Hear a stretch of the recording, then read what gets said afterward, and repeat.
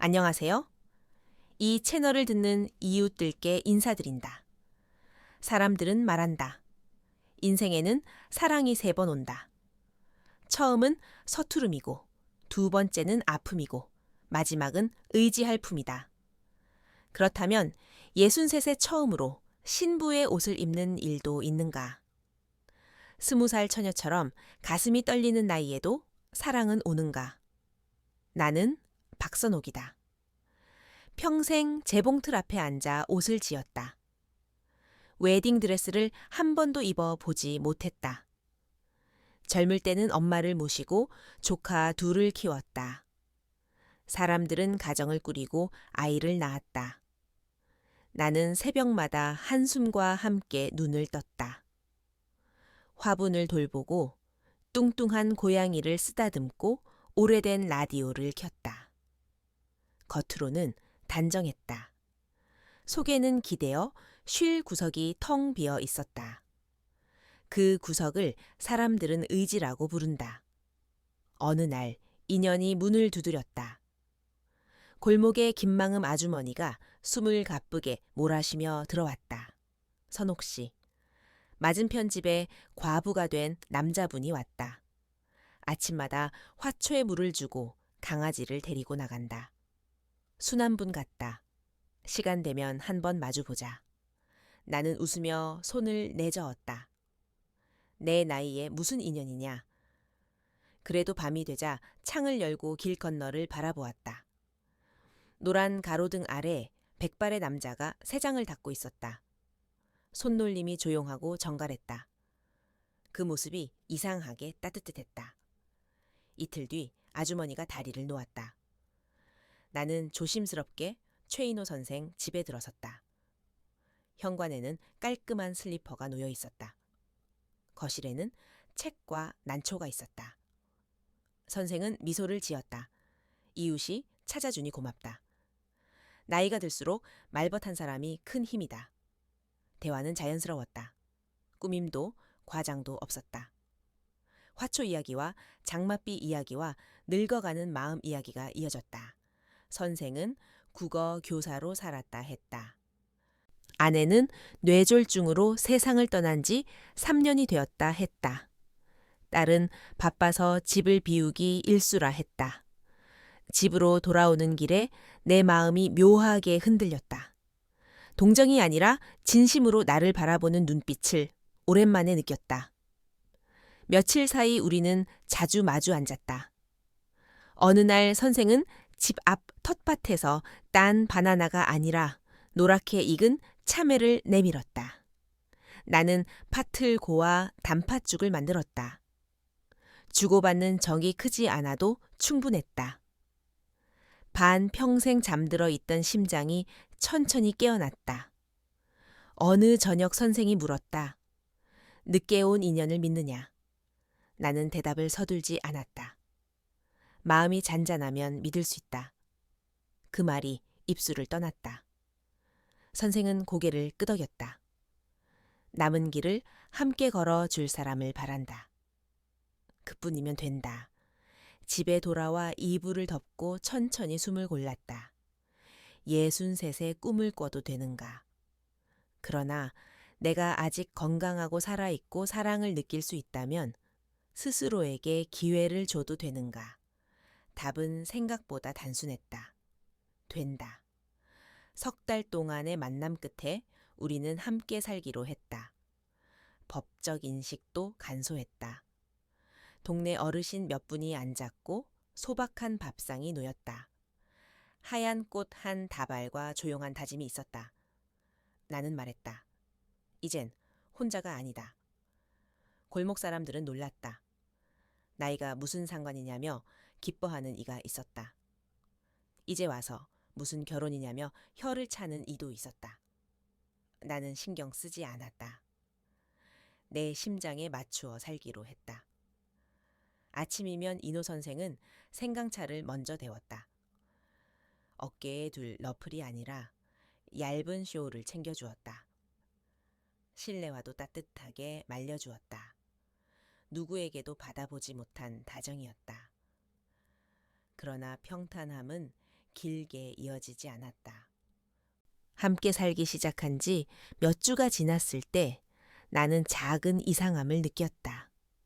밤이 깊어도 선생은 잠들지 못했다.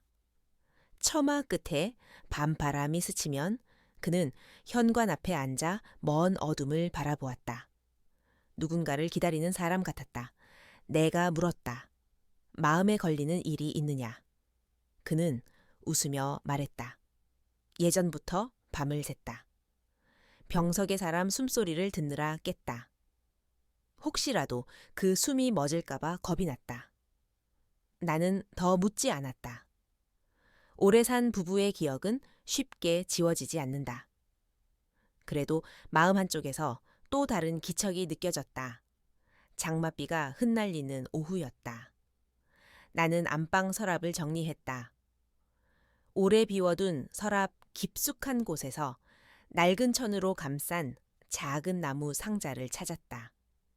작은 자물쇠가 채워져 있었다. 손끝이 잠시 멈췄다. 호기심 때문만은 아니었다. 이 상자는 선생의 마음 깊은 곳과 닿아 있다는 느낌이었다. 그날 밤 나는 말하지 않았다. 그러나 귀는 문틈의 소리를 쫓았다. 자정 무렵 가느다란 열쇠 소리가 났다. 자물쇠가 열리는 소리. 그리고 길고 낮은 한숨. 아주 작고 떨리는 말이 이어졌다. 만약 네가 살아있었다면 나는 평안했을까? 누구에게 하는 말인지 알 수 없었다. 아내에게 하는 말일 수도 있고 자기 자신에게 하는 말일 수도 있었다. 일주일을 더 지켜보고 나는 정면으로 말을 꺼냈다. 우리가 함께 살기로 했다. 숨기지 말고 나눠달라. 알기 위해서다. 원망하려는 게 아니다. 그는 한동안 나를 바라보았다. 눈빛이 도망쳤다가 다시 돌아왔다. 오랜 망설임 끝에 그는 고개를 끄덕였다. 말 못한 사정이 있다. 말하면 떠날까 두려웠다. 떠나지 않겠다고 나는 마음속에서 대답했다. 그는 방으로 들어가 나무 상자를 들고 나왔다. 떨리는 손으로 자물쇠를 풀고 뚜껑을 열었다. 오래된 편지 한 장이 꺼내졌다. 빛이 바랜 은목걸이가 있었다. 사진 한 장이 있었다. 젊은 남자와 젊은 여인과 2살 남짓의 아이가 함께 웃고 있었다. 그는 낮게 말했다. 내 아들이다. 정식 혼인 전에 사랑했던 사람에게서 태어났다. 그 아이를 나는 한 번도 만나지 못했다. 숨이 잠시 멎는 듯했다. 이야기는 단순하지 않았다. 그는 27이었고 그녀의 이름은 율린이었다. 2사람은 깊이 사랑했다. 그녀의 집안은 가난한 청년을 반대했다. 그녀는 아이를 가졌다. 그는 돈을 벌러 떠났다. 돌아왔을 때 그녀는 혼인을 올린 뒤였다. 그녀는 한 통의 편지를 남겼다. 아이는 당신의 아이다. 나는 떠난다. 그는 아이의 얼굴을 본 적이 없었다. 이름도 몰랐다. 그가 가진 것은 편지와 목걸이뿐이었다. 세월이 흐르는 동안 그는 많은 날을 찾아 헤맸다. 모든 길은 막혔다. 상자는 그가 견딘 세월의 증거였다. 나는 말이 없었다. 그는 말했다. 내가 무책임했다. 늦게 찾는 것도 죄다. 나는 고개를 저었다. 누구도 과거로 돌아갈 손길이 없다. 중요한 것은 지금이다. 그가 아직 마음 아파하고 책임지려 한다면 시작할 수 있다. 그날 밤 나는 뒤척였다. 63세 처음 시작한 사랑. 감당할 수 있을까? 그러나 마음은 하나로 모였다. 함께 찾자. 살아있든 떠났든 진실을 확인하자. 진실 앞에서만 사람은 쉬어갈 수 있다. 이튿날 아침 나는 생강차를 들고 현관으로 나갔다. 선생은 국화를 적시고 있었다. 나는 말했다. 편지에서 단서가 보였다. 옛 동네의 이름. 죽 한 그릇을 건네준 어느 노인의 이름. 그 길로 가보자. 그는 놀란 눈으로 나를 보았다. 나를 원망하지 않느냐고 물었다. 나는 고개를 저었다. 우리 나이에는 누구나 사연이 있다.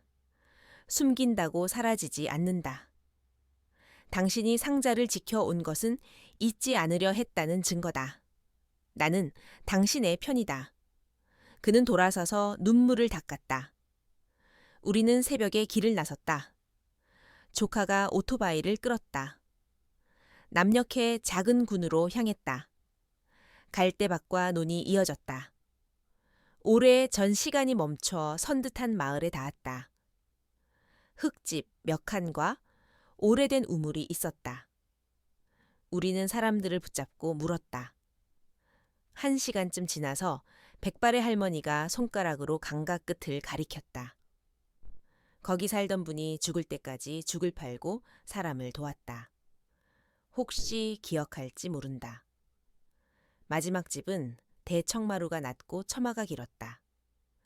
할머니는 모부채로 바람을 일구고 있었다. 우리는 인사하고 사연을 말했다.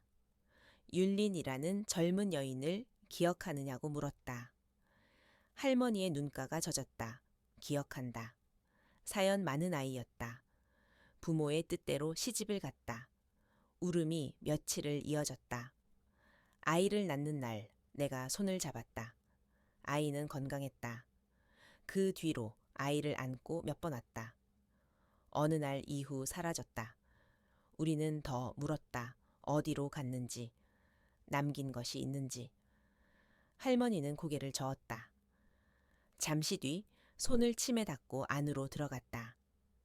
오래된 나무 상자 하나를 들고 나왔다. 은팔찌 하나가 있었다. 희미한 알파벳 2글자가 새겨져 있었다. T와 T 선생의 옛 서명과 같았다. 그의 손이 떨렸다. 말이 나오지 않았다. 우리가 찾아야 할 것은 꿈이 아니라 기록이라는 확신이 들었다. 아이는 분명히 태어났다. 누군가의 손에서 자랐다. 이제 남은 것은 길을 잇는 일뿐이었다. 우리는 읍내의 버스를 타고 돌아오면서 침묵했다. 선생은 팔찌를 꼭 쥐고 창밖을 보았다. 논이 냄새와 볏짚의 냄새가 섞여 흘렀다. 그는 중얼거렸다. 나는 이기적이지 않은가? 미안함이 너무 늦지 않았는가? 나는 그의 손등에 손을 얹었다. 시간을 되돌릴 수는 없다. 그러나 마음을 돌릴 수는 있다. 돌아선 마음은 다시 길을 만든다. 아이가 살아있다면 아버지의 늦은 고백을 이해할 것이다. 그는 대답하지 않았다. 손을 꼭 잡았다. 그 손에는 고마움과 다짐이 함께 있었다. 며칠 뒤 우리는 다시 마을로 내려갔다. 그 여인의 사촌 언니라는 사람의 흔적을 찾기 위해서였다. 할머니는 오래된 기억을 더듬어 이름 하나를 내주었다. 7남매 중 막내라서 모두가 7이 아니라 7이라 불렀다. 그 집 남편은 건설 일을 했다. 다른 도시로 떠났다고 들었다. 정확한 주소는 남아있지 않았다. 우리는 돌아와 동사무소와 구청과 지인의 도움을 빌렸다. 전화번호 목록이 길게 출력되었다. 같은 이름의 사람들이 줄줄이 이어졌다. 하루에 몇 통씩 전화를 걸었다. 어떤 이는 사기꾼을 의심하며 끊었다. 어떤 이는 모른다며 짧게 잘랐다. 17번째 전화에서 노인의 목소리가 이어졌다. 나는 임남이다. 내 아내는 7이었다. 그러나 이미 세상을 떠났다. 나는 심호흡을 했다. 혹시 율린이라는 친척을 기억하느냐고 물었다. 그가 말문을 열었다. 아이가 있었다. 이름은 진현이었다. 우리는 그 아이를 거두어 키웠다. 그는 잘 자라 대학을 나와 전기를 다루는 기술자가 되었다. 지금은 서울 북쪽에서 산다. 친어머니의 이름은 모른다. 나는 한동안 말을 잃었다. 전화기를 선생에게 건넸다. 그도 말을 잇지 못했다. 오랫동안 불어 움켜쥐고 있던 실마리가 손에 잡힌 순간이었다. 다음 날 오전 9시. 우리는 약속된 주소의 골목으로 들어섰다. 파란 문과 낮은 처마가 보였다. 마당을 쓸고 있던 30을 넘긴 청년이 고개를 들었다. 얼굴빛이 맑았다. 눈이 선했다. 노인은 우리를 집 안으로 안내했다. 이 아이가 진현이다. 선생의 손이 떨렸다.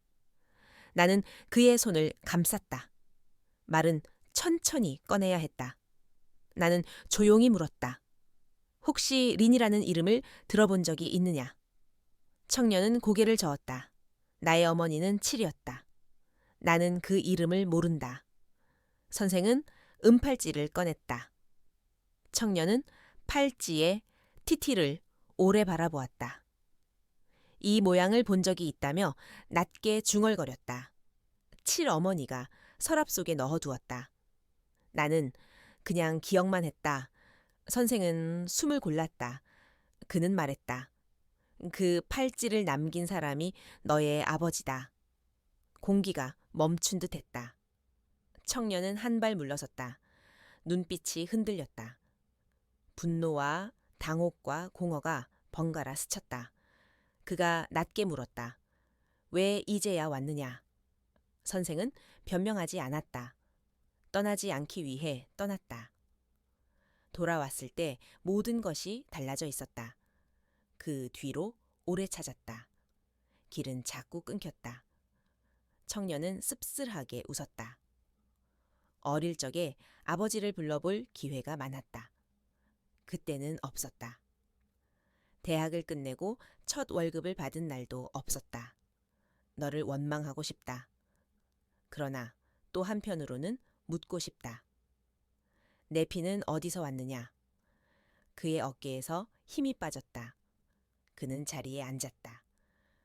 나는 청년의 팔을 가볍게 잡았다. 당장 대답하지 않아도 된다. 오늘은 사실만 확인하자. 내일은 마음이 정리될 것이다. 잠시의 침묵 끝에 청년은 말했다. 시간이 필요하다. 그러나 듣겠다. 선생은 오래 간직한 편지를 꺼내어 테이블 위에 놓았다. 사진을 옆에 놓았다. 젊은 자신과 그녀와 아이가 웃고 있었다. 그는 천천히 이야기를 풀었다. 숨소리가 몇 번 멎고 다시 이어졌다. 청년은 한참 동안 아무 말도 하지 않았다. 손가락이 테이블을 움켜쥐었다. 눈은 팔찌의 글자를 다시 읽고 또 읽었다. 그의 목소리가 낮게 떨렸다. 나는 당장 아버지라 부르지 못한다. 그러나 도망치지는 않겠다. 선생은 고개를 끄덕였다. 눈이 젖었다. 나는 부엌에서 생강차를 덮였다. 세 사람의 숨이 한 공간에서 고르게 섞였다. 오래 막혀있던 문이 아주 조금 열렸다. 그날 저녁 선생은 말수가 줄었다. 그는 마루 끝에 앉아 어둠이 내려앉는 모습을 오래 바라보았다. 나는 옆에 앉아 조용히 말했다. 내일을 위해 오늘을 쉬어가자. 길은 서두르면 막힌다. 그는 고개를 끄덕였다. 그러나 그의 눈빛은 편치 않았다. 상자 속에 과거가 현재로 들어왔다. 마음의 물이 흐르기 시작했다. 흙탕도 함께 흘렀다. 흙탕이 가라앉을 때까지 숨을 아껴야 했다. 며칠 뒤 청년이 과일 바구니를 들고 문을 두드렸다. 표정은 여전히 굳어 있었다. 그러나 눈빛의 단단함 속에 작은 온기가 비쳤다. 그는 말했다. 오늘은 더 듣겠다. 나는 식탁 위에 만두와 무나물과 달걀말이를 놓았다. 선생은 젓가락을 들었다가 내려놓았다가 다시 들었다. 청년은 조용히 밥을 먹었다. 이야기는 천천히 이어졌다. 젊은 시절의 가난, 억지로 치러진 혼례, 사라진 연락, 소식이 끊긴 아이, 그리고 수십 년의 후회, 말 사이로 숨이 섞였다. 식탁 위의 김이 천천히 사라졌다. 남은 것은 서로의 눈빛이었다. 밤이 깊어가자 골목의 바람이 차가워졌다. 청년은 일어나 신발을 신었다. 그는 말했다. 당장은 어렵다. 그러나 도망치지 않겠다. 선생은 문 앞까지 나갔다. 손을 내밀었다. 청년은 잠시 머뭇거렸다. 손을 잡았다. 짧았지만 분명했다. 문이 닫히고 나서 선생은 잠시 그 자리에 서 있었다. 나는 등 뒤에서 말했다.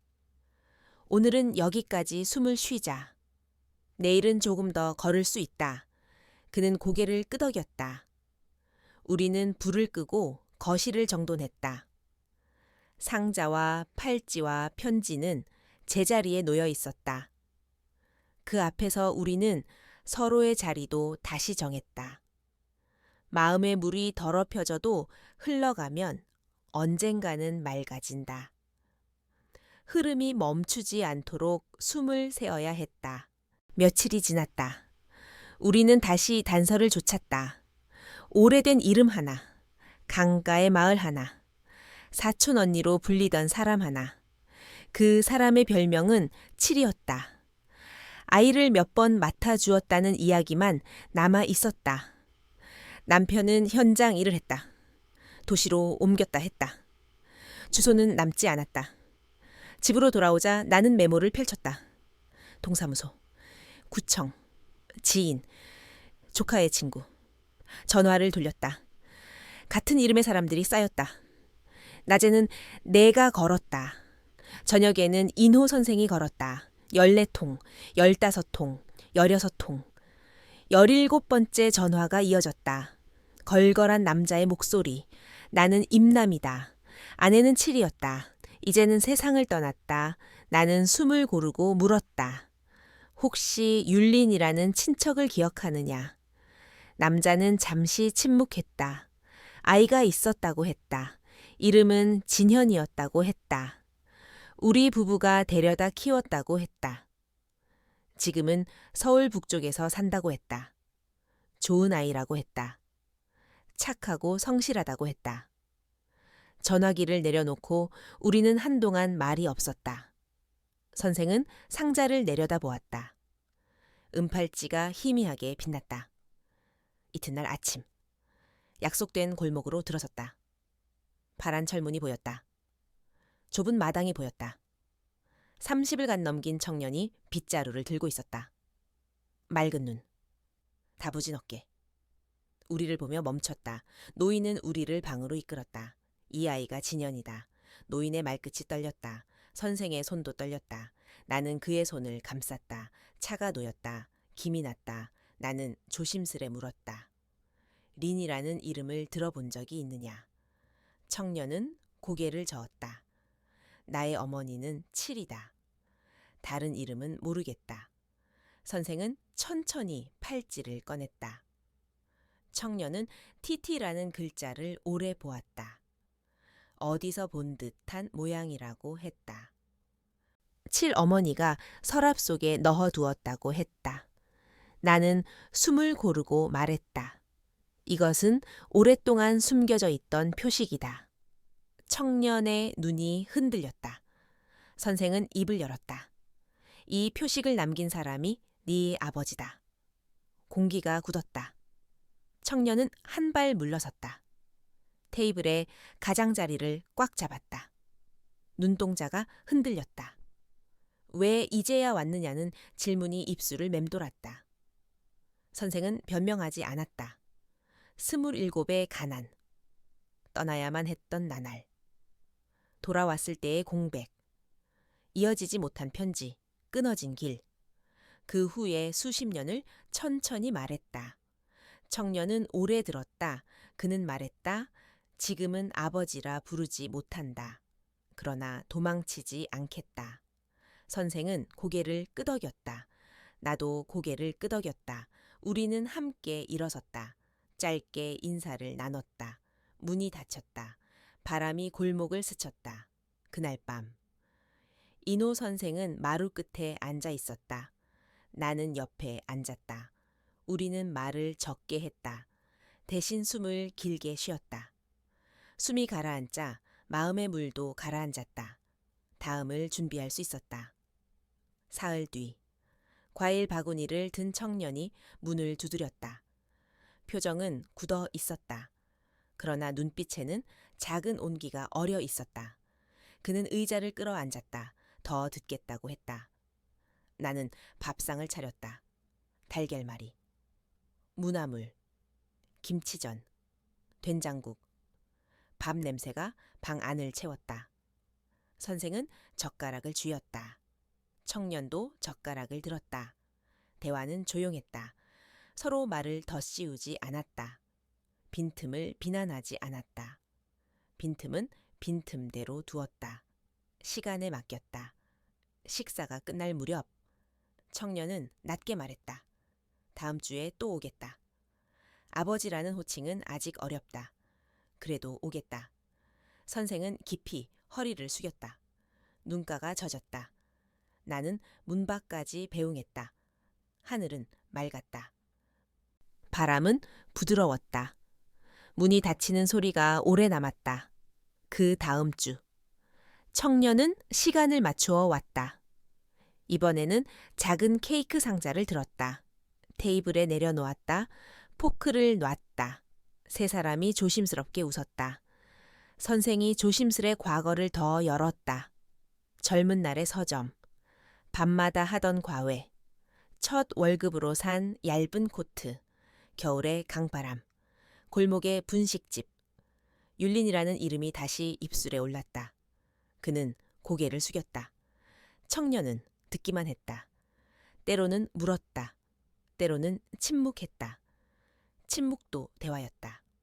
침묵 사이로 마음이 오갔다. 그 무렵 골목 어귀에 낯선 여자가 나타났다. 현관 앞에서 소리를 높였다. 나는 깜짝 놀랐다. 선생의 친누나였다. 얼굴빛이 매서웠다. 손에는 서류 봉투가 들려 있었다. 누나는 현관을 밀고 들어왔다. 선생을 향해 쏘아붙였다. 집안 땅을 누구 맘대로 처분하느냐고 했다. 노년에 정신이 흐려졌다며 따졌다. 내가 누구냐고 묻고 또 물었다. 나는 짧게 인사했다. 누나는 코웃음을 쳤다. 청년을 한번 훑어보았다. 낯선 피를 들여다보듯한 눈빛이었다. 선생은 누나를 진정시키려 했다. 목소리를 낮췄다. 서류를 보여 주려 했다. 누나는 듣지 않았다. 어디에 넘기려 했는지, 누구에게 주려 했는지, 소리만 커졌다. 청년의 얼굴이 굳었다. 그는 조용히 말했다. 나는 돈이 필요 없다. 다만 내 뿌리를 확인하고 싶다. 누구도 내 어머니를 모욕하지 말아달라. 누나는 얼굴을 붉혔다. 봉투를 내던졌다. 민원 서류라며 흔들었다. 동네 어르신의 서명도 있다고 했다. 웃으며 돌아섰다. 현관문이 세차게 닫혔다. 방 안의 공기가 갑자기 무거워졌다. 그날 밤 선생은 식탁에 앉아 있었다. 숟가락을 들지 못했다. 나는 물컵을 밀어두었다. 그는 낮게 말했다. 내가 욕심을 냈다. 나는 고개를 저었다. 혼자서 노년을 버틸 준비를 한 것뿐이다. 다만 방법을 정리해야 한다. 서류를 정리하고 내 뜻을 적고 증인을 두면 된다. 그는 힘없이 고개를 끄덕였다. 그날로 우리는 법무사를 찾아갔다. 간단한 유언장을 작성했다. 집은 함께 사는 내게, 소박한 예금은 청년에게, 남은 물건은 기록으로 남기기로 했다. 유품은 쪼개지지 않게 한데 묶었다. 말의 빚을 서류의 질서로 묶었다. 돌아오는 길, 골목에서 누가 수군거렸다. 누나가 동네를 돌며 말을 퍼뜨렸다 했다. 노인네가 홀려서 집을 넘겨준다 했다. 시비와 오해가 좁은 골목을 맴돌았다. 선생의 어깨가 더 움츠러들었다. 밤에 그가 갑자기 머리를 감쌌다. 혈압이 올랐다. 나는 약을 꺼냈다. 물을 데웠다. 이마를 닦았다. 새벽에야 숨이 가라앉았다. 청명한 아침빛이 들어왔다. 선생은 창밖을 보았다. 얼굴빛이 창백했다. 다음 날 청년이 서둘러 왔다. 그는 서류를 확인했다. 차분했다. 말은 짧았다. 대신 눈빛이 단단했다. 법적으로 정리하자고 했다. 증인으로 서겠다고 했다. 오해를 법으로 걷어내자고 했다. 선생은 망설였다. 청년이 고개를 끄덕였다. 내가 옆에서 고개를 끄덕였다. 우리는 작은 약속을 세웠다. 서둘지 말 것. 모욕에 맞서 욕을 더하지 말 것. 기록을 일로 남길 것. 가족을 감정으로 지킬 것. 이 네 가지를 벽에 붙여두었다. 눈에 보이게 했다. 흔들릴 때마다 읽었다. 주말. 청년이 왔다. 이번에는 빈손이 아니었다. 통장 하나를 내밀었다. 아버지 이름으로 바꿔두었다고 했다. 적지 않은 돈이었다. 선생은 손을 떨었다. 청년은 말했다. 나는 재산이 필요 없다. 다만 아버지가 불안해하지 않기를 바란다. 노년의 마음이 흔들리지 않기를 바란다. 선생은 결국 울었다. 청년도 눈가가 붉어졌다. 두 사람은 조심스럽게 끌어안았다. 나는 부엌문에 기대어 조용히 숨을 골랐다. 덜컥거리던 집의 맥이 조금 안정되는 소리가 났다. 하지만 골목은 조용하지 않았다. 누나는 저녁 무렵 다시 사람을 데리고 왔다. 현관을 두드렸다. 목소리를 높였다. 유언을 무효로 만들겠다고 했다. 정신이 흐렸다고 주장하겠다고 했다. 청년이 현관 앞에 섰다. 목소리를 낮췄다. 소송은 법정에서 하자고 했다. 지금은 노인을 쉬게 해달라고 했다. 누나는 이를 악물었다. 돌아서며 말했다. 끝까지 간다고. 발소리가 멀어졌다. 집안의 공기가 다시 식었다. 선생은 의자에 주저앉았다. 숨이 더 짧아졌다. 나는 약을 챙겼다. 병원에 연락했다. 혈압약을 조정했다. 그 밤을 겨우 넘겼다. 다음 날 우리는 작게 모였다. 식탁 위에 붓과 종이를 올렸다. 선생의 뜻을 한 번 더 정리했다. 누군가가 덮어 씌우지 못하도록 문장을 분명히 했다. 날짜를 적었다. 이유를 적었다. 사유를 적었다. 증인의 이름을 적었다. 도장을 찍었다. 도장은 선명했다. 종이 위에 새겨진 선명함이 선생의 얼굴에도 조금 돌아왔다. 마음의 떨림이 아주 조금 잦아들었다. 밤. 창밖에 비가 내렸다. 낮은 빗소리가 지붕을 두드렸다. 선생은 내 손을 잡았다. 낮게 말했다. 미안하다. 나는 고개를 저었다. 미안하다고 하지 말라 했다. 옳다고 믿는 것을 적었을 뿐이다. 마음을 정리했으니 이제 쉬라고 했다. 그는 눈을 감았다. 잠이 얕아졌다. 숨은 규칙적이지 않았다. 그러나 우리는 서로의 손을 놓지 않았다. 이튿날 청년이 찾아왔다. 점심을 함께 먹었다. 생선조림, 콩나물국, 김, 밥. 세 사람의 젓가락이 일정하게 움직였다. 먹는 속도가 맞았다. 말의 속도도 맞았다. 식사가 끝나자 청년이 말했다. 주말에 시간을 내달라. 밥을 해 오겠다. 작은 가족의 밥상을 차리고 싶다. 선생은 웃었다.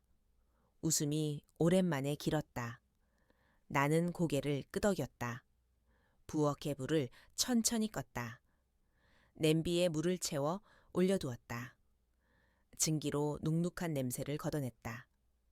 집안의 공기가 조금 가벼워졌다. 주말. 청년이 일찍 도착했다. 검은 앞치마를 둘렀다. 칼질이 반듯했다. 된장에 호박을 넣고 끓였다. 돼지고기로 김치를 볶았다. 물을 차에 쳐서 무침을 무쳤다. 상이 차려졌다. 세 사람은 자리에 앉았다.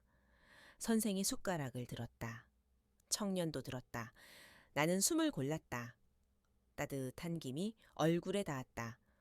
눈썹이 젖었다. 우리는 조용히 먹었다. 밥을 다 먹고 나서 선생이 말했다. 고맙다. 청년이 아주 작게 대답했다. 별일 아니다. 말은 짧았다. 그러나 배부름은 길었다. 문득 골목에서 발소리가 멈췄다. 익숙한 구두 소리였다. 초인종이 울렸다. 나는 문을 열었다. 누나가 서 있었다. 이번에는 목소리가 낮았다. 얼굴빛도 낮았다. 손에는 과일 봉지가 들려 있었다. 누나는 마루 끝에 앉았다. 선생을 보았다. 청년을 보았다. 나를 보았다. 한참 말을 고르더니 짧게 말했다. 서로 사는데 지장 없게 하자. 내 미움도 줄이겠다. 다만 법은 법대로 하겠다. 우리도 기다리겠다. 누나는 봉지를 내려놓고 일어섰다.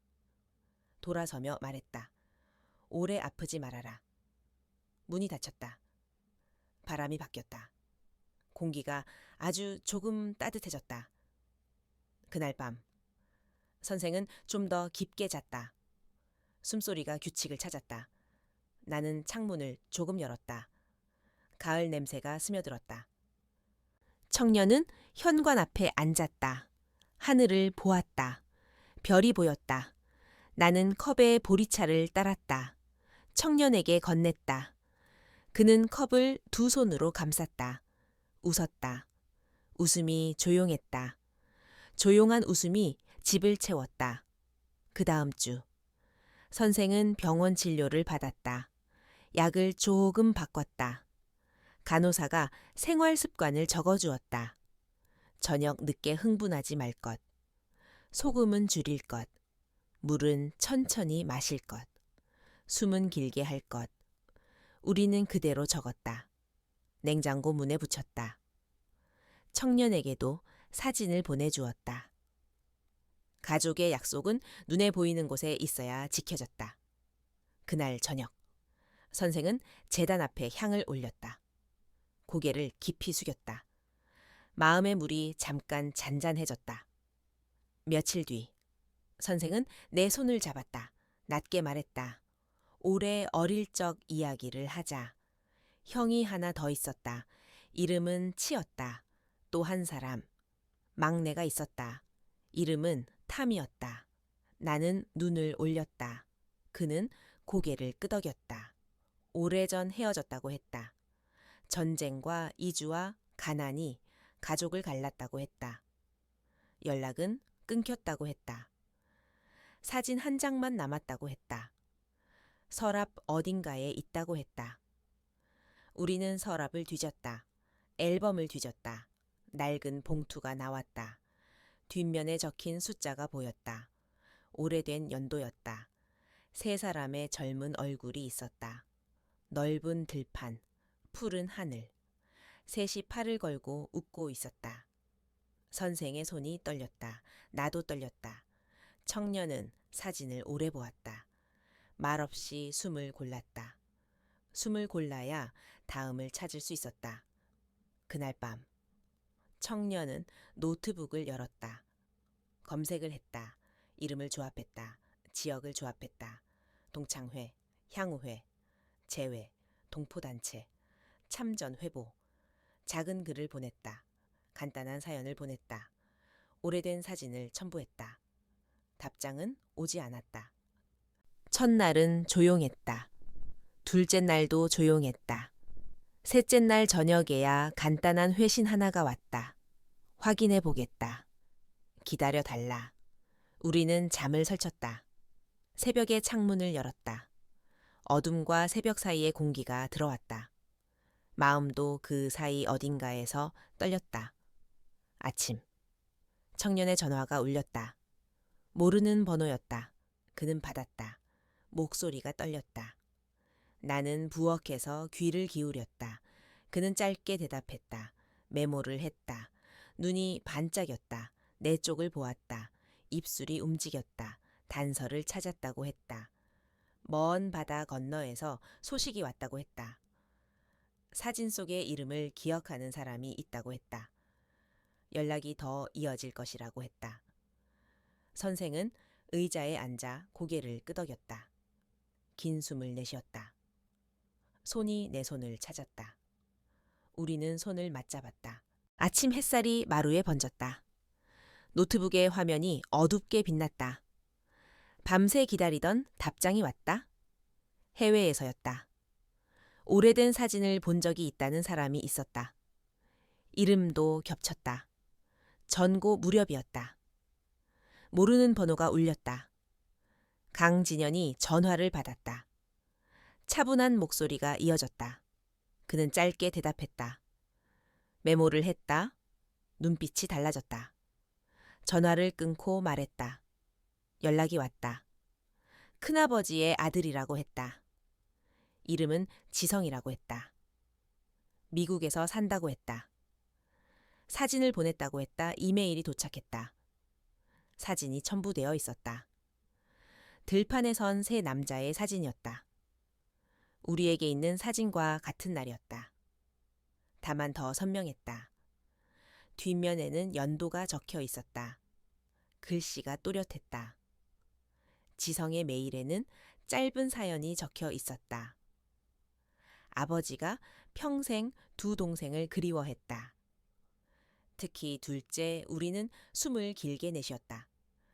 최인호 선생은 사진을 쓰다듬었다. 손끝이 흔들렸다. 눈가가 젖었다. 말이 오래 나오지 않았다. 잠시 후 선생이 입을 열었다. 그 아이를 만나고 싶다. 형의 소식을 들어야 한다. 우리도 먼저 말해야 한다. 미안하다는 말부터 해야 한다. 그날 저녁, 영상 통화를 준비했다. 시계가 오후 8시를 가리켰다. 미국은 새벽이었다. 화면이 켜졌다. 마른 얼굴의 남자가 나타났다. 눈매가 선했다. 미소는 조심스러웠다. 그는 고개를 숙였다. 저는 지성입니다. 아버지의 큰아들입니다. 아버지는 7화 전에 떠났습니다. 마지막까지 한국을 부르셨습니다. 두 동생을 불렀습니다. 특히 인호라는 이름을 자주 말했습니다. 최인호 선생의 입술이 떨렸다. 저는 인호입니다. 미안합니다. 너무 늦었습니다. 지성은 고개를 저었다. 늦지 않았습니다. 아버지의 노트에 기록이 남았습니다. 셋이 함께 찍은 사진도 남았습니다. 오늘 이 대화가 그 기록을 이어줍니다. 그는 한 권의 공책을 들었다. 빛바랜 줄이 보였다. 거기에는 짧은 문장들이 빼곡했다.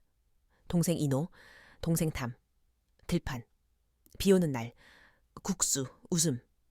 그 조각들이 화면 위에서 빛났다. 우리는 긴 말을 하지 않았다. 대신 오래 바라보았다. 화면 너머의 눈빛을 붙잡았다. 오래전 젊은 날의 온기가 작은 사각형 안에서 다시 살아났다.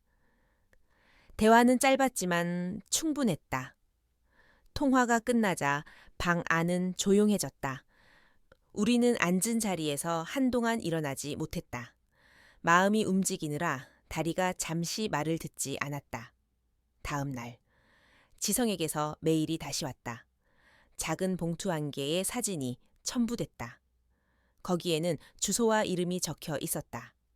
막내 삼촌의 행적이었다. 호주로 갔다고 적혀 있었다. 오래 전 이민을 갔다고 적혀 있었다. 한때 공장에서 일했다고 적혀 있었다. 이름은 최남이라고 적혀 있었다. 연락은 끊겼다고 적혀 있었다. 마지막으로 알고 있는 동네의 이름이 남아 있었다. 우리는 다시 움직였다. 이메일을 보냈다. 단체를 찾았다. 향후회를 찾았다. 교민회를 찾았다. 노령회와 전직자 모임에도 보냈다. 한 줄 소개와 사진 한 장을 붙였다. 사진 속에 청년 셋이 웃고 있었다. 누군가가 기억해 주길 바랐다. 답장은 오지 않았다. 하루가 넘어갔다.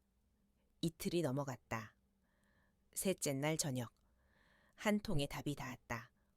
확인 중이라는 말이었다. 전화번호 하나가 함께 왔다. 호주의 번호였다. 강진현이 전화를 걸었다. 통화가 연결됐다. 낮고 느린 한국어가 들렸다. 저는 남의 친구입니다. 남은 많이 아픕니다. 말이 느립니다. 그러나 사진을 보자 울었습니다. 인호를 불렀습니다. 통화를 원합니다. 우리는 즉시 시간을 맞췄다. 시계가 밤을 지나 새벽으로 가고 있었다. 화면이 켜졌다. 마른 어깨, 한쪽 눈가에 주름, 반듯했던 인매가 조금 기울어져 있었다. 그러나 눈동자는 맑았다. 인호야. 화면 속에서 목소리가 떨렸다. 남이다. 늦었다. 그래도 좋다. 살아있었다. 최인호 선생은 눈을 감았다가 떴다. 형도 떠났고 너도 멀리 있고 나만 남았다. 그러나 오늘은 우리가 모였다. 오늘은 셋이 다시 만났다. 화면 저쪽에서 조용한 웃음이 번졌다. 남이 고개를 끄덕였다. 지성도 통화에 합류했다. 3대의 얼굴이 한 화면에 모였다. 말은 길지 않았다. 이름만 불러도 충분했다. 인호, 남, 지성, 그리고 진현. 서로의 이름이 화면을 돌았다. 짧은 이름이 오래 울렸다. 통화를 마치자 집 안이 고요해졌다. 고요는 두껍지 않았다. 따뜻했다. 최인호 선생은 한참 동안 벽을 바라보았다. 벽이 아닌 시간의 뒤쪽을 보는 눈이었다. 그날 밤, 선생은 몸을 떨었다. 기쁨과 긴장이 뒤섞였다. 혈압이 올랐다. 약을 먹었다. 물을 천천히 마셨다. 이마에 젖은 수건을 올렸다. 숨은 조금씩 가라앉았다. 이튿날 아침, 나는 국을 데웠다. 밥을 퍼서 그릇에 담았다. 선생은 반 그릇만 먹었다. 숟가락을 내려놓았다. 창밖을 오래 보았다. 나는 조용히 앉았다. 말을 아꼈다. 말은 때로 열이 된다. 열은 쉽게 번진다. 대신 우리는 함께 숨을 샜다. 5, 6, 7. 심장이 조금 느려지는 소리가 들렸다. 점심 무렵 누나가 왔다. 이번에는 혼자가 아니었다. 동네 사람 2명이 함께였다. 누나는 조용히 서류를 꺼냈다. 민원을 제출했다고 말했다. 유언을 무효로 만들겠다고 말했다. 선생은 자리에서 일어나려 했다. 나는 말렸다. 누나는 말했다. 가족 일은 가족이 정해야 한다. 외부인이 끼어들지 말아라. 그 말은 차갑게 떨어졌다. 나는 고개를 숙였다. 대신 진현이 앞으로 나섰다. 낮고 단단한 목소리였다. 저는 외부인이 아닙니다. 저는 이 집안의 아들입니다. 서류는 법에 맡기겠습니다. 지금은 아버지의 안정을 지켜주십시오. 잠시 침묵이 흘렀다. 누나는 눈을 내리깔았다. 종이를 접었다. 돌아서며 짧게 말했다. 시간은 많다. 그리고 골목으로 사라졌다. 문이 닫히자 선생의 어깨가 내려앉았다. 그늘이 길었다. 나는 의자를 끌어다 주었다. 앉으라고 했다. 물을 건넸다. 손을 잡았다. 손이 차가웠다. 온도가 천천히 돌아왔다. 그날 저녁, 진현은 가방에서 작은 봉투를 꺼냈다. 사진이 들어있었다. 오늘의 화면을 캡처한 사진이었다. 네 얼굴이 하나의 화면에 모여 있었다. 선생은 그것을 액자에 끼웠다. 제단 옆에 세웠다. 향을 하나 더 올렸다. 짧게 합장했다. 집안의 공기가 조금 맑아졌다. 우리는 나란히 앉아 엷은 차를 마셨다. 말없이 따뜻했다. 사흘 뒤 호주에서 이메일이 왔다. 남의 아들이 직접 보냈다. 이름은 규였다. 그는 말했다. 아버지의 말이 느리다. 그러나 의지는 또렷하다. 한국에 가고 싶다고 말한다. 형의 얼굴을 보고 싶다고 말한다. 시기는 몸 상태에 달려 있다. 그러나 영상 통화는 자주 하자. 편지를 주고받자. 주소를 보내달라. 우리도 주소를 보내겠다. 우리는 서랍에서 편지지를 꺼냈다. 펜을 택했다. 글씨를 천천히 적었다. 인호가 썼다. 선옥이 덧붙였다. 진연이 마지막 줄을 썼다. 봉투를 닫았다. 우표를 붙였다. 주소를 또박또박 적었다. 우체국 창구에 봉투를 올렸다. 도장이 찍히는 소리가 마음에 새겨졌다. 오래된 방식이었지만 믿음직했다. 길 위에서 서로를 찾는 방식은 늘 비슷했다. 흔적을 남기고 손을 내미는 일. 그 단순한 일이 길을 만들었다. 편지가 떠난 날 밤. 선생은 많이 피곤해 보였다. 숨이 거칠었다. 얼굴빛이 창백했다. 나는 혈압을 쟀다. 수치가 높았다. 병원에 전화했다. 택시를 불렀다. 우리는 부축해 나갔다. 밤 공기가 차가웠다. 병원에 불빛이 밝았다. 의사가 왔다. 간호사가 달려왔다. 링거를 꽂았다. 약을 갈았다. 모니터가 깜빡였다. 선생은 눈을 감았다. 손은 내 손을 잡았다. 나는 놓지 않았다. 진연이 반대편 손을 잡았다. 셋의 손이 이어졌다. 온도가 섞였다. 새벽이 갔다. 동이 트는 빛이 창을 스쳤다. 의사는 말했다. 위기는 넘겼다. 그러나 몸은 약하다. 큰 스트레스를 피해야 한다. 감정의 파고를 낮춰야 한다. 나는 고개를 끄덕였다. 진연도 고개를 끄덕였다. 선생은 눈을 떴다. 우리는 작은 미소를 지었다. 큰 말은 하지 않았다. 눈빛으로 대답했다. 괜찮다. 아직 길이 있다. 오늘은 여기까지다. 퇴원은 미뤄졌다. 이틀을 더 지냈다. 병실은 조용했다. 문 너머로 발소리가 났다. 카트를 끄는 소리, 커튼을 여미는 소리, 멀리서 아이 울음소리. 그 사이에 우리의 숨소리가 있었다. 일정하고 짧았다. 짧지만 안정적이었다. 밤에는 내가 지켰다. 낮에는 진연이 지켰다. 번갈아 자리를 지켰다. 교대에 리듬이 생겼다. 리듬이 생기면 마음이 덜 흔들렸다. 셋째 날 오후 지성이 전화를 했다. 빈소 사진과 비문 사진을 보냈다. 아버지의 묘비였다. 세 줄의 글이 있었다. 형제여.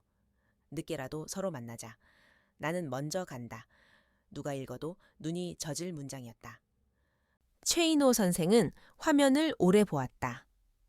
손가락으로 화면을 어루만졌다. 눈을 감았다. 눈물이 천천히 흘렀다. 우리는 아무 말도 하지 않았다. 대신 더 곁으로 의자를 붙였다. 더 가까이 앉았다. 가까움이 말보다 힘이 있었다. 퇴원했다. 집으로 돌아왔다. 집은 조용했다. 공기는 천천히 따뜻해졌다. 병실의 냄새가 문 밖으로 빠져나갔다. 대신 오래된 나무 냄새가 돌아왔다. 재단의 향 냄새가 돌아왔다. 선생은 창가의 의자에 앉았다. 속삭이듯 말했다. 살아있는 동안 더 해야 할 일이 있다. 형의 아들에게 편지를 더 써야 한다. 남의 아들에게도 써야 한다. 그리고 누나에게도 써야 한다. 나는 고개를 끄덕였다. 그는 웃었다. 웃음은 짧지만 깊었다. 그날 밤 내가 재봉틀을 치웠다. 탁자를 비웠다. 편지와 봉투와 사진을 놓았다. 우리는 자리에 앉았다. 첫 번째 편지를 썼다. 지성에게 형의 노트에 감사한다는 말을 썼다. 우리도 노트를 만들겠다는 말을 썼다. 다음 세대가 읽을 기록을 남기겠다는 말을 썼다. 두 번째 편지를 썼다. 규에게 남의 손을 잡아주어 고맙다는 말을 썼다. 아버지의 눈빛을 자주 보여 달라는 말을 썼다. 세 번째 편지를 썼다. 누나에게. 미움과 서운함을 줄이자는 말을 썼다. 서류는 서류대로, 숨은 숨대로, 밥은 밥대로, 서로의 자리를 지키자는 말을 썼다. 우체국에 다녀오는 길. 골목에 감나무가 붉었다. 바람이 불었다. 잎이 몇 장 떨어졌다. 떨어지는 잎의 속도가 느렸다. 그 느린 속도가 위로였다. 시간은 서두르지 않는다고 말했다. 기다리면 닿을 자리들이 있다고 말했다. 저녁. 전화가 울렸다. 호주였다. 귀였다. 화면이 켜졌다. 남이 누워 있었다. 베개를 높였다. 규가 휴대를 받쳐주었다. 남의 눈빛이 반짝였다. 인호. 오늘은 목소리가 잘 나온다.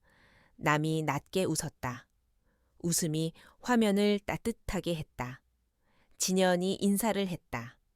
남은 손을 들어 보였다. 떨렸지만 인사였다. 우리는 그 모습을 오래 눈에 담았다. 통화가 끝난 뒤에도 한동안 화면을 꺼지지 못했다. 불이 꺼지듯 마음이 서서히 잦아들었다. 밤은 길었다. 그러나 무섭지 않았다. 방의 공기가 부드러웠다. 선생의 잠이 깊어졌다. 숨이 일정해졌다. 나는 머리맡에 앉았다. 손을 잡았다. 손이 따뜻했다. 따뜻함은 말보다 분명했다. 그 다음 날 진연이 회사에 양해를 구했다. 근무를 조정했다. 저녁이면 꼭 들르겠다고 했다. 주말이면 더 오래 있겠다고 했다. 선생은 고개를 끄덕였다. 말 대신 눈으로 고맙다고 했다. 진연은 머리를 숙였다. 그를 아버지라 부르는 일은 아직 어려웠다. 그러나 행동은 이미 아들이었다. 의자는 선생의 높이에 맞춰졌다. 약은 칸칸이 정리됐다. 물은 작은 컵으로 나뉘었다. 발판이 놓였다. 손잡이가 달렸다. 집은 조금씩 병실처럼 정리됐다. 그러나 병실과 달랐다. 따뜻했다. 살 냄새가 있었다. 점심을 먹고 나서 벨이 울렸다. 우체부였다. 호주에서 국제우편이 왔다. 봉투가 두툼했다. 규가 보낸 것이다. 사진이 들어 있었다. 젊은 남의 사진, 웃는 얼굴, 공장 앞, 친구들과. 그 옆에는 회색 머리의 지금 모습, 손에 작은 수첩을 든 모습. 수첩에는 삐뚤빼뚤한 글씨가 적혀 있었다. 인호, 들판, 비, 국수, 웃음. 그 단순한 낱말들이 시간의 다리를 놓고 있었다. 우리는 사진을 제단 옆에 세웠다. 향을 피웠다. 깊이 고개를 숙였다. 마음의 물결이 잔잔하게 움직였다. 흙탕이 바닥에 가라앉았다. 맑은 결이 위로 떠올랐다. 해가 기울었다. 골목에 아이들이 뛰어갔다. 웃음이 들렸다. 선생은 그 소리를 한동안 들었다. 한마디를 남겼다. 혼자일 때는 들리지 않던 소리였다. 함께 있으니 들린다. 나는 고개를 끄덕였다.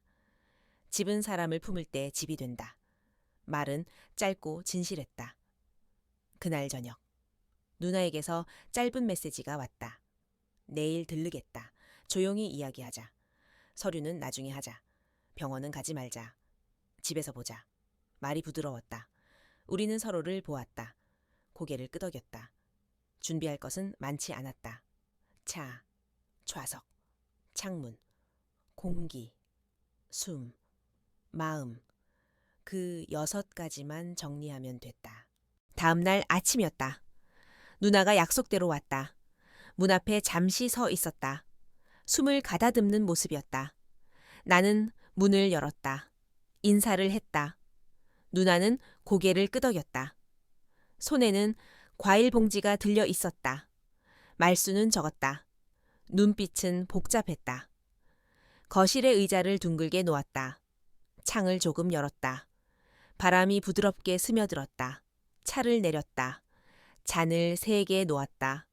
선생이 천천히 나왔다. 벽을 짚었다. 자리에 앉았다. 진연이 맞은편에 앉았다. 누나가 시선을 내렸다. 서류 봉투를 꺼냈다. 봉투를 접었다. 무릎 위에 올려두었다. 처음의 말은 길지 않았다. 안부를 물었다. 밤은 견디었느냐고 물었다. 약은 잘 맞느냐고 물었다. 선생은 짧게 대답했다. 누나는 숨을 고른 뒤 본론으로 들어갔다. 재산 이야기를 꺼냈다. 말의 속도는 느렸다. 목소리는 낮았다. 나는 조용히 들었다. 선생이 먼저 말했다. 내 뜻은 분명하다. 삶을 함께한 사람에게 집을 맡긴다. 땅과 돈은 다투지 않는다. 남은 것은 기록으로 남긴다. 누나는 고개를 들었다. 눈이 잠시 흔들렸다. 그동안의 분노가 뒤로 물러났다. 질문으로 바뀌었다. 왜 이렇게 정했느냐고 물었다. 선생은 짧게 답했다. 평생의 빚을 정리하고 싶었다. 마지막의 시간을 평온하게 마치고 싶었다. 누나는 한숨을 길게 내쉬었다. 길던 분이 조금 꺾였다. 진연이 차분히 말했다. 저는 돈이 필요 없다. 다만 아버지의 마음을 지키고 싶다. 누나는 그를 바라보았다. 오래 보았다. 낯선 피가 낯설지 않게 보이는 순간이었다. 누나는 봉투를 풀어 종이를 꺼냈다. 민원 서류였다. 서명을 가리켰다.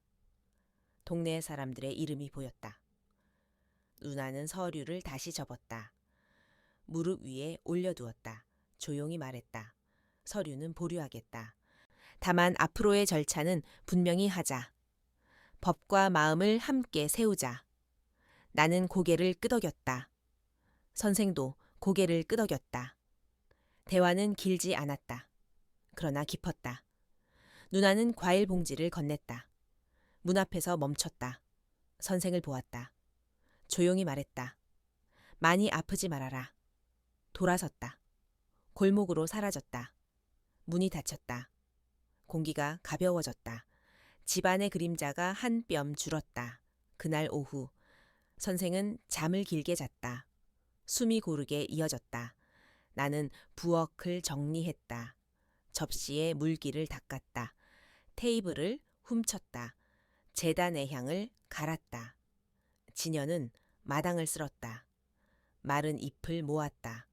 화분을 돌렸다. 물을 주었다. 작은 일들이 집의 맥을 살렸다. 저녁 무렵 전화가 울렸다. 멀리서 온 번호였다. 미국이었다. 지성이었다. 목소리가 반가웠다. 그는 귀국하겠다고 말했다. 시간이 허락한다고 했다. 아버지의 노트를 품에 넣고 오겠다고 했다. 오래 간직한 사진과 편지도 가져오겠다고 했다. 우리는 고개를 끄덕였다.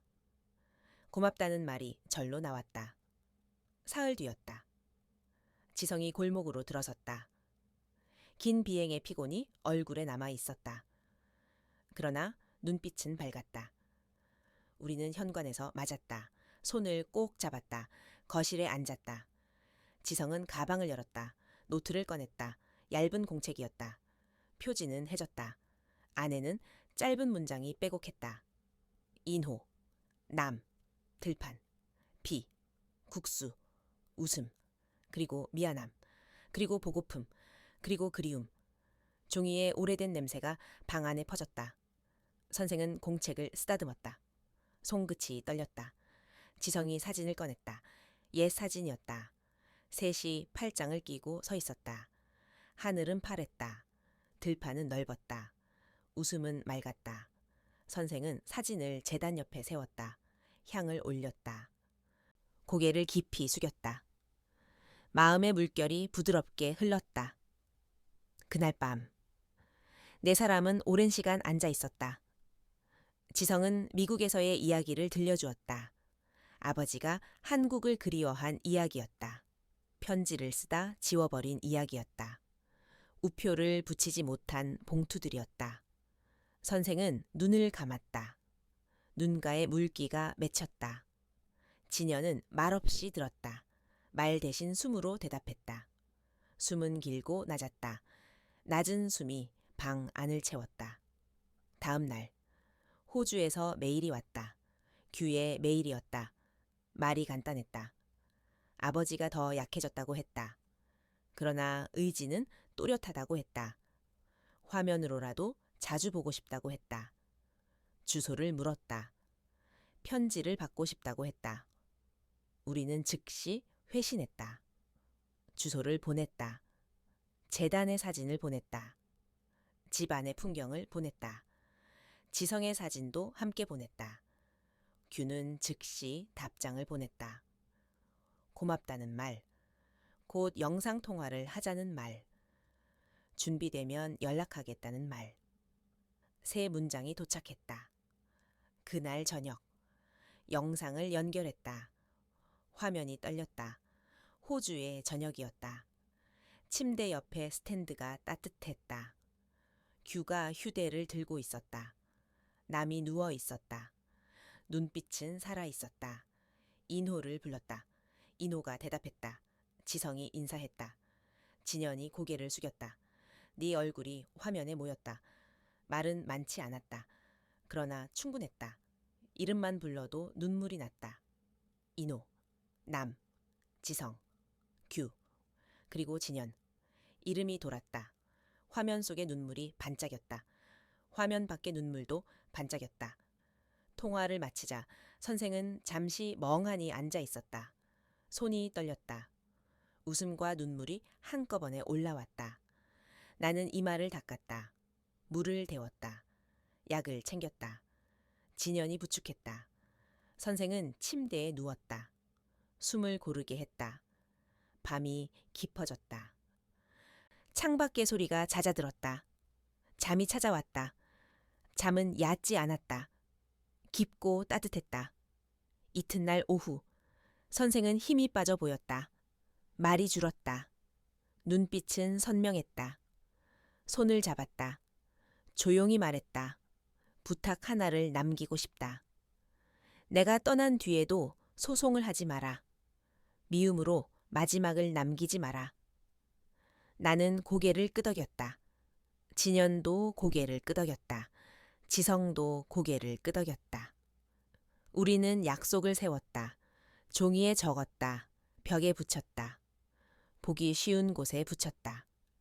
약속은 눈에 보일 때 지켜진다. 저녁이 되었다. 누나에게 연락을 했다. 내일 차를 마시자고 했다. 누나는 승낙했다. 장소는 집이었다.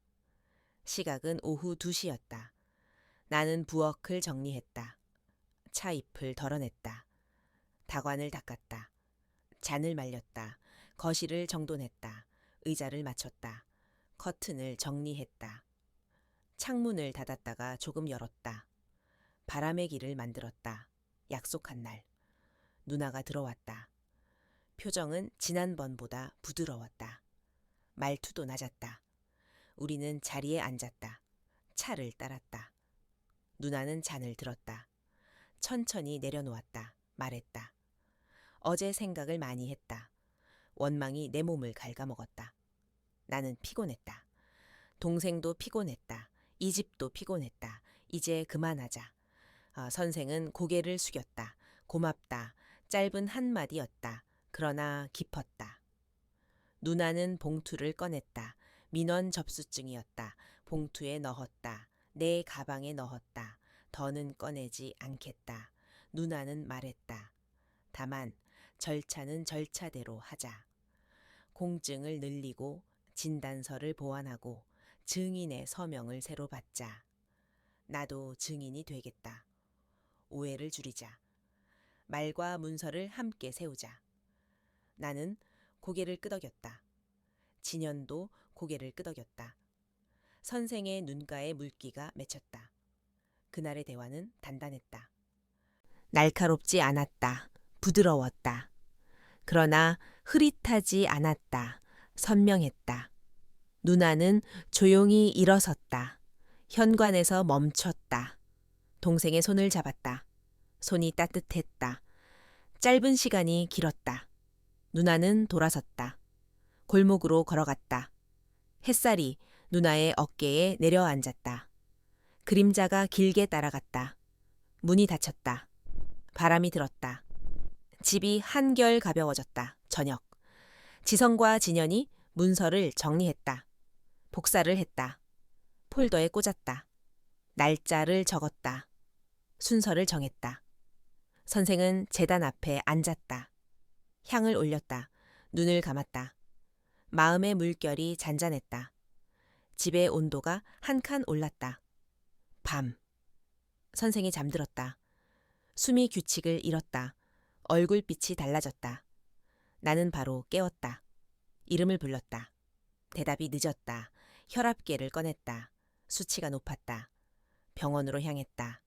택시를 불렀다. 길이 비었다. 밤에 불빛이 길었다. 응급실에 문이 열렸다. 들것이 나왔다. 의사가 나타났다. 간호사가 움직였다. 바퀴 소리가 날카로웠다. 링거가 꽂혔다. 산소가 채워졌다. 모니터가 깜빡였다. 선생의 눈이 천천히 감겼다. 의사는 말했다. 위기다. 그러나 잡을 수 있다. 다만 큰 자극을 피해야 한다. 가족은 차분히 있어 달라. 나는 고개를 끄덕였다. 진현도 고개를 끄덕였다. 지성도 고개를 끄덕였다. 우리는 의자에 앉았다. 서로의 손을 잡았다. 밤이 길었다. 그러나 버틸 수 있었다. 손에 온도가 있었다. 온도가 우리를 지탱했다. 새벽이 왔다. 의사가 다시 나타났다. 심호흡을 하라고 했다. 상태가 조금 안정됐다고 했다. 나는 눈을 감았다. 두 손으로 얼굴을 감쌌다. 진현이 어깨를 토닥였다. 지성이 물을 건넸다. 우리는 작은 웃음을 나눴다. 웃음은 낮았다. 그러나 분명했다. 병실로 옮겼다. 선생은 깊이 잠들었다. 의사는 조심스레 말했다. 한동안은 조용히 지켜보자. 큰 말은 삼가라. 큰 감정은 피하라. 나는 마음속으로 되뇌었다. 숨, 물, 약, 휴식, 네 가지를 지키자. 진현은 근무를 줄였다. 지성은 체류를 늘렸다. 우리는 교대를 정했다. 낮과 밤의 수위를 나눴다. 리듬이 생겼다. 마음이 흔들릴 틈이 줄었다. 이틀 뒤 호주에서 영상이 왔다. 규가 보냈다. 남이 미소를 지었다. 손을 들어 보였다. 오늘은 컨디션이 좋다고 했다. 짧게 노트를 읽어 주었다. 삐뚤빼뚤한 글씨였다. 인호, 들판, 밥, 비, 웃음, 그리고 다시 만남. 선생은 눈을 떴다. 화면을 보았다. 눈이 반짝였다. 입술이 미세하게 움직였다. 나는 화면을 침대 머리맡에 두었다. 소리를 조금 키웠다. 방 안에 옛날 들판의 바람이 스며들었다. 그날 밤 선생은 눈을 감은 채 속삭였다. 오늘은 좋았다. 오래 기다리던 날 같았다. 그러나 몸이 무겁다. 나는 손을 잡았다. 대답을 하지 않았다. 대신 손의 온도를 보냈다. 온도는 말보다 빠르게 닿았다. 선생의 손이 아주 천천히 움찔했다. 이어서 조용해졌다. 새벽. 병실의 불이 낮아졌다. 기계의 불빛만 남았다. 나는 의자에 기댔다. 눈을 감았다. 짧게 잠이 들었다. 꿈인지 현실인지 모를 그림이 스쳤다. 들판, 새 남자, 푸른 하늘, 웃음. 그 웃음이 내 귀에 닿았다. 따뜻했다. 눈을 떴다. 선생은 여전히 잠들어 있었다. 숨은 얕았다. 그러나 이어졌다. 아침. 의사가 라운딩을 했다. 수치를 확인했다. 고개를 끄덕였다. 오늘도 지켜보자고 했다. 무리는 하지 말자고 했다. 나는 고개를 끄덕였다. 진현도 고개를 끄덕였다. 지성도 고개를 끄덕였다. 우리는 창을 조금 열었다. 바람이 들어왔다. 병실의 공기가 바뀌었다. 얼굴의 긴장이 한 칸 풀렸다. 점심. 규에게서 메시지가 왔다. 비행을 준비하겠다고 했다. 아버지는 어렵다. 그러나 내 마음은 움직인다. 한국으로 가겠다. 시간이 허락한다면 얼굴을 보여 드리겠다. 짧은 문장이었다. 그러나 울림이 컸다. 나는 선생의 귀에 대고 조용히 말했다. 막내의 아들이 온단다. 선생의 눈가가 떨렸다. 입술이 아주 작게 움직였다. 들리지는 않았다. 그러나 의미는 명확했다. 기다리겠다는 뜻이었다. 그날 저녁, 병실은 조용했다. 창밖으로 노을이 새으며 들었다. 붉은 빛이 벽을 물들였다. 제단의 향이 떠올랐다. 집의 냄새가 떠올랐다. 선생의 숨이 한 박자 느려졌다. 그러나 이 끊어지지 않았다. 나는 손을 더 꼭 잡았다. 진현이 반대편 손을 잡았다. 지성이 어깨를 받쳤다. 세 사람의 손이 선생을 둘러쌌다. 온도가 원을 만들었다. 아침이었다. 창이 붉게 물들었다. 병실의 공기가 고요했다. 선생은 얕게 숨을 쉬었다. 나는 손을 잡고 앉아 있었다. 진현은 반대편 손을 잡았다. 지성은 물수건을 갈았다. 의사는 조용히 고개를 끄덕였다. 오늘 하루가 중요하다고 했다. 큰 자극을 피하자고 했다. 숨을 고르게 하자고 했다. 점심 무렵이었다. 호주에서 연락이 왔다. 규가 공항으로 향한다고 했다. 아버지의 상태가 좋지 않다며 말했다. 가능한 한 빨리 오겠다고 했다. 나는 선생의 귀에 대고 소식을 전했다. 막내 쪽에 아이가 온다고 말했다. 선생의 눈꺼풀이 떨렸다. 입술이 아주 작게 움직였다. 기다린다는 뜻이었다. 오후가 기울었다. 창밖의 노을이 병실 벽을 물들였다. 붉은 빛이 선생의 볼에 닿았다. 숨이 조금 느려졌다.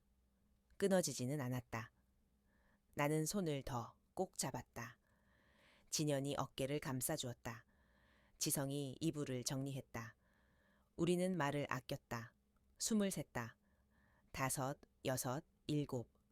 숫자가 조용히 흘렀다. 밤이 시작되려는 시각이었다. 전화가 울렸다.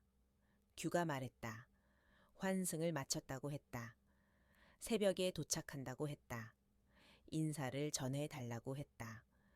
나는 고개를 끄덕였다. 다시 선생의 귀에 대고 말했다. 조금만 더 버티자고 말했다. 선생의 눈가에 물기가 맺혔다. 손끝이 아주 작게 움찔했다. 새벽이었다. 복도의 불빛이 희미했다. 기계의 불빛이 반짝거렸다. 선생의 숨이 아주 고르게 이어졌다. 한 박자 쉬었다. 다시 이어졌다. 나는 기도를 하듯 손을 포개었다. 진현도 고개를 숙였다. 지성도 고개를 숙였다. 세 사람의 손이 겹쳤다. 온도가 하나로 모였다. 해가 막 떠오를 때였다. 선생이 눈을 떴다. 짧게 속삭였다. 고맙다. 미안하다. 사랑한다. 3마디였다. 나는 고개를 끄덕였다. 진현도 고개를 끄덕였다. 지성도 고개를 끄덕였다. 선생이 아주 작은 미소를 지었다. 숨이 한 박자 더 깊게 들어왔다. 그리고 아주 조용히 나갔다. 공기가 멈췄다. 그러나 무섭지 않았다. 평온했다. 우리는 한동안 자리에 앉아 있었다. 머리를 숙였다. 손을 맞잡았다. 의사가 들어왔다. 조심스레 고개를 숙였다. 서류를 준비했다. 시간을 적었다. 이름을 적었다. 나는 눈을 감았다. 마음으로 감사 인사를 드렸다. 긴 시간을 함께 걸어준 발걸음에 인사를 드렸다. 빈소가 차려졌다. 작은 장례식장이었다. 향이 피어올랐다. 사진이 세워졌다. 선생의 미소가 있었다. 지성과 규가 나란히 섰다. 진현이 곁에 섰다. 누나가 검은 옷을 입고 조용히 앉았다. 손에 하얀 손수건을 쥐었다. 눈가가 붉었다. 그러나 소리를 내지 않았다. 우리도 소리를 내지 않았다. 향의 연기가 천천히 올랐다. 기도가 천천히 이어졌다. 조문이 이어졌다. 동네 분들이 왔다. 학교에서 함께 일하던 분들이 왔다. 시장의 상인이 왔다. 병실에서 보았던 간호사도 왔다. 각자의 자리에서 한마디씩 남겼다. 다정한 사람이었다고 했다. 말이 부드러운 사람이었다고 했다. 책임을 끝까지 지키던 사람이었다고 했다. 나는 고개를 숙였다. 눈물이 소리 없이 흘렀다. 그러나 마음은 고요했다. 떠나보내야 할 시간이 왔다. 하루가 지나고 또 하루가 지났다. 발인이 있었다. 작은 승합차가 떠났다. 하늘이 맑았다. 바람이 잔잔했다. 묘역의 흙이 부드러웠다. 꽃이 놓였다. 조심스레 흙을 올렸다. 손끝으로 다졌다. 이름을 불렀다. 감사 인사를 드렸다. 잘 가라는 인사를 드렸다. 다시 만날 때까지 건강하시라는 인사를 드렸다. 우리 셋은 오래 서 있었다. 누나도 오래 서 있었다. 바람이 잎을 흔들었다. 잎이 떨어졌다. 낙엽의 소리가 짧게 났다. 그 소리마저 작게 위로였다. 집으로 돌아왔다. 제단이 차려졌다. 사진이 놓였다. 향이 올랐다. 밥 한 공기가 올랐다. 국이 올랐다. 젓가락이 얹혔다. 나는 무릎을 꿇고 절을 올렸다. 진현이 절을 올렸다. 지성이 절을 올렸다. 누나도 절을 올렸다. 4번의 절이 마음을 묶었다. 헛헛함이 조금 가라앉았다. 사흘 뒤였다. 규가 도착했다. 살짝 마른 얼굴이었다. 눈빛이 선했다. 우리는 현관에서 맞았다. 손을 꼭 잡았다. 규는 묘역으로 갔다. 한참 서 있었다. 손을 모았다. 고개를 숙였다. 돌아온 뒤 사진 앞에 섰다. 아주 낮은 목소리로 말했다. 삼촌, 늦었지만 왔습니다. 아버지가 고맙다고 전하라 하셨습니다. 사랑한다고 전하라 하셨습니다. 건강하시라던 말은 이제 할 수 없습니다. 대신 편히 쉬시라 전합니다. 저녁에 작은 상을 펼쳤다. 밥과 국과 반찬을 놓았다. 4사람이 둘러 앉았다.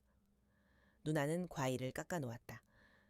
지성은 공책을 펼쳤다. 아버지의 노트였다. 마지막 장에 짧은 문장이 있었다. 가족을 지켜라. 미움을 남기지 마라. 기록을 남겨라. 웃음을 잃지 마라. 4줄이었다. 우리는 고개를 끄덕였다. 그 4줄이 유언이었다. 법의 문장보다 깊었다. 오래 살아 남을 문장이었다. 장례가 끝난 뒤에 날들이 왔다. 서류를 정리했다. 유언의 사본을 돌렸다. 공증을 보완했다. 진단서를 정리했다. 증인의 서명을 받았다. 누나도 서명했다. 민원은 취하되었다. 오해는 줄어들었다. 다툼은 멈추었다. 말의 톤이 낮아졌다. 집의 공기가 밝아졌다. 첫 기일이 다가왔다. 집 안을 닦았다. 제단을 닦았다. 사진을 닦았다. 향을 갈았다. 국을 끓였다. 생선구이를 했다. 나물을 무쳤다. 밥을 지었다. 이웃이 들렀다. 잠시 앉았다. 작은 이야기를 나눴다. 그분, 점잖은 분이었지. 누나는 고개를 끄덕였다. 눈가에 다시 물기가 맺혔다. 그러나 미소가 먼저 갔다. 기일이 시작되었다. 우리는 절을 올렸다. 감사 인사를 드렸다. 그동안의 소식을 드렸다. 지성은 미국의 가족 소식을 전했다. 규는 호주의 가족 소식을 전했다. 진현은 회사의 소식을 전했다. 나는 집의 소식을 전했다. 화분이 잘 자란다는 말과 동네 아이들이 웃는다는 말과 골목의 감이 붉다는 말을 전했다. 별것 아닌 말들이었다. 그러나 진짜 말들이었다. 살아있는 말들이었다. 식사가 시작되었다. 밥을 나눴다. 국을 나눴다. 반찬을 나눴다. 누나는 과일을 건넸다. 네 사람이 조용히 웃었다. 말이 길지 않았다. 침묵도 길지 않았다. 적당했다. 적당함 속에 온기가 있었다. 밥상이 식지 않았다. 밥 냄새가 오래 남았다. 향의 냄새와 어울렸다. 그 어울림이 고요했다. 식사가 끝난 뒤였다. 진현이 봉투 하나를 꺼냈다. 겉면에 글씨가 있었다. 첫 제사에 열어볼 것. 아버지의 글씨였다. 진현이 조심스레 봉투를 열었다. 편지가 있었다. 목소리가 떨렸다. 그는 읽기 시작했다. 아들아. 네가 이 편지를 읽는다면 나는 이미 떠났다. 슬퍼하지 마라. 나는 충분히 사랑받았다. 충분히 사랑했다. 너를 만나서 완성되었다. 집을 남겼다. 돈은 크지 않다. 그러나 더 큰 것을 남긴다. 가족, 웃음, 기록. 이 세 가지다. 첫째, 가족을 지켜라. 선택이 갈라놓을 때도 품어라. 둘째, 웃음을 잃지 마라. 어려울수록 웃어라. 셋째, 기록을 남겨라. 후손이 길을 헤매지 않게 하라. 마지막으로, 선옥을 어머니라 불러라. 서류가 없어도 마음이 있다. 마음이 서류보다 오래 간다. 누나에게는 미안하다 전해라. 이해받지 못한 자리의 서러움을 내가 안다 전해라. 그러나 미움을 남기지 말자 전해라. 나는 너를 사랑한다. 나는 너희를 사랑한다. 방 안이 조용해졌다. 아무도 말을 잇지 못했다. 나는 눈을 감았다. 눈물이 흘렀다. 그러나 아프지 않았다. 따뜻했다. 진현이 나를 보았다. 조용히 말했다. 어머니. 네 글자가 방 안에 떨렸다. 그러나 곧 안정되었다. 내 이름이 새로운 자리에 내려앉았다. 그 자리의 온도가 내 손에 닿았다. 나는 고개를 끄덕였다. 마음이 천천히 가라앉았다. 밤에 나는 책상에 앉았다. 오래된 만년필을 꺼냈다. 하얀 종이를 펼쳤다. 편지를 썼다. 아들에게. 네가 이 편지를 읽는 날 나는 곁에 없을 수도 있다. 슬퍼하지 마라. 사람은 떠난다. 그러나 사랑은 남는다. 너는 한때 길을 잃었다. 그러나 길을 만들었다. 남의 아들이 아니라 네 자신의 사람이 되었다. 나는 그 모습을 보며 배웠다. 늦게 배웠다. 그러나 확실히 배웠다. 가족은 서류가 아니라 행동으로 되는 것이다. 너는 이미 가족이다. 누가 뭐라 해도 앞으로도 다툼이 올 것이다. 오해가 올 것이다. 그때마다 웃음을 먼저 꺼내라. 기록을 꺼내라. 그리고 손을 내밀어라. 손을 잡으면 길이 열린다. 나는 너를 사랑한다. 나는 너를 자랑한다. 서명, 선옥. 편지를 접었다. 봉투에 넣었다. 서랍에 넣었다. 겉면에 날짜를 적었다. 마음이 가벼워졌다.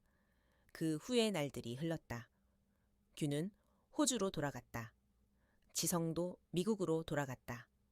그러나 연락은 끊기지 않았다. 영상통화가 이어졌다. 편지가 오갔다. 사진이 오갔다. 아이들이 웃는 영상이 오갔다. 재단 앞에 꽃이 바뀔 때마다 사진을 보내 달라는 말이 오갔다. 우리는 보냈다. 받았다. 감사 인사를 주고받았다. 멀리 있어도 가까웠다. 가까움은 거리가 아니라 마음의 방향이라는 것을 알았다. 계절이 한번 바뀌었다. 비가 오고 바람이 불고 눈이 오고 다시 꽃이 피었다. 첫 기일이 지나 두 번째 제사가 다가왔다. 우리는 다시 집을 닦았다. 제단을 닦았다. 사진을 닦았다. 향을 갈았다. 밥을 지었다. 국을 끓였다. 이웃이 들렀다. 인사를 나눴다. 누나는 웃었다. 예전보다 얼굴이 부드러웠다. 말투도 부드러웠다. 오해가 잦아든 자리에는 숨이 쉬었다. 숨이 쉬는 자리에는 밥 냄새가 났다. 둘째 제사가 끝난 밤, 나는 현관 앞에 앉았다. 하늘을 보았다. 별이 반짝였다. 바람이 잔잔했다. 진현이 과일 바구니를 들고 왔다. 아이의 손을 잡고 왔다. 아이가 나를 보고 웃었다. 외할머니라고 불렀다. 나는 웃었다. 눈이 젖었다. 그러나 가볍게 젖었다. 따뜻하게 젖었다. 집안의 공기가 더 깊어졌다. 깊지만 무겁지 않았다. 가볍지만 허하지 않았다. 알맞았다. 시간이 더 흘렀다. 나는 재봉틀을 다시 꺼냈다. 동네 아이들의 체육복을 수선했다. 교복 바지단을 줄였다. 이웃의 커튼을 손봤다. 바늘 끝이 천천히 움직였다. 실이 조용히 따라갔다. 움직임은 작았다. 그러나 마음은 컸다. 선생이 좋아하던 생강차를 끓였다. 컵에 따랐다. 제단 앞에 올렸다. 고개를 숙였다. 오늘의 일을 전했다. 작은 일들이었다. 그러나 진짜 일들이었다. 살아있는 일들이었다. 나는 가끔 라디오를 켰다. 저녁 방송의 목소리가 흘렀다. 사연이 흘렀다. 딸이 어머니에게 미안하다 말했다. 아들이 아버지에게 감사하다 말했다. 며느리가 시어머니에게 잘해 보겠다 말했다. 나는 조용히 고개를 끄덕였다. 다 같은 마음이었다. 늦은 사과가 진짜일 때가 있다. 늦은 감사가 더 깊을 때가 있다. 늦은 만남이 더 오래 갈 때가 있다. 우리도 그랬다. 늦었지만 깊었다. 늦었지만 오래 갔다. 어느 날 나는 문 앞에 작은 팻말을 붙였다. 글씨는 단순했다. 웃고, 기록하고, 손을 잡자. 그 세 단어가 집에 습관이 되었다. 진현이 올 때마다 사진을 찍었다. 날짜를 적었다. 짧은 문장을 적었다. 오늘의 웃음을 적었다. 오늘의 밥을 적었다. 오늘의 기도를 적었다. 기록을 쌓았다. 기록이 길을 만들었다. 길이 마음을 지탱했다. 밤이 오면 나는 제단 앞에 앉았다. 이름을 불렀다. 인사를 드렸다. 소식을 드렸다. 고맙다고 말했다. 보고 싶다고 말했다. 잘 살겠다고 말했다. 선생의 미소가 사진 속에서 변하지 않았다. 변하지 않아서 좋았다. 변하지 않아서 덜 그리웠다. 그러나 그리움은 줄지 않았다. 그리움은 함께 사는 법을 배웠다. 나는 그리움과 함께 차를 마셨다. 함께 밥을 먹었다. 함께 잠을 잤다. 그리움은 이웃 같았다. 멀지도 가깝지도 않은 자리에서 내 숨을 지켜보았다. 어느 저녁 나는 마이크를 켰다. 오래전에 시작했던 동네 방송이었다. 작은 채널이었다. 나는 인사를 했다. 이웃 여러분, 오늘은 늦게 온 사랑 이야기와 늦게 돌아온 가족 이야기와 느리게 익은 평온 이야기와 끝내 남은 웃음 이야기를 들려드리겠다. 나의 목소리가 잔잔하게 흘렀다. 사연이 이어졌다. 누군가는 눈을 감고 들었다. 누군가는 밥을 지으며 들었다. 누군가는 병원 침대에서 들었다. 모두에게 같은 말을 하고 싶었다. 너무 늦지 않다고. 아직 기회가 있다고. 손을 내밀면 길이 열린다고. 기록하면 길을 잃지 않는다고. 웃으면 마음이 견딘다고. 방송이 끝났다. 마이크를 끄고 창을 열었다. 밤바람이 스며들었다. 나는 제단 앞에 향을 올렸다. 고개를 숙였다. 마음속으로 말했다. 여기까지 왔다. 당신이 원하던 대로 미움을 남기지 않았다. 가족을 지켰다. 기록을 남겼다. 웃음을 잃지 않았다. 내일도 그렇게 하겠다. 아주 천천히. 그러나 분명하게. 그렇게 살겠다. 나는 불을 낮췄다. 집이 조용해졌다. 제단에 불빛이 작게 떨렸다. 진현의 발걸음 소리가 골목에서 들렸다. 문이 열렸다. 아이의 웃음소리가 들렸다. 나는 일어섰다. 문으로 갔다. 문을 열었다. 웃었다. 손을 내밀었다. 손이 닿았다. 온도가 전해졌다. 그 온도가 나를 살렸다. 우리를 살렸다. 이야기는 끝났지만 길은 계속되었다. 오늘도, 내일도 아주 조용히, 그러나 분명히 그렇게 계속되었다.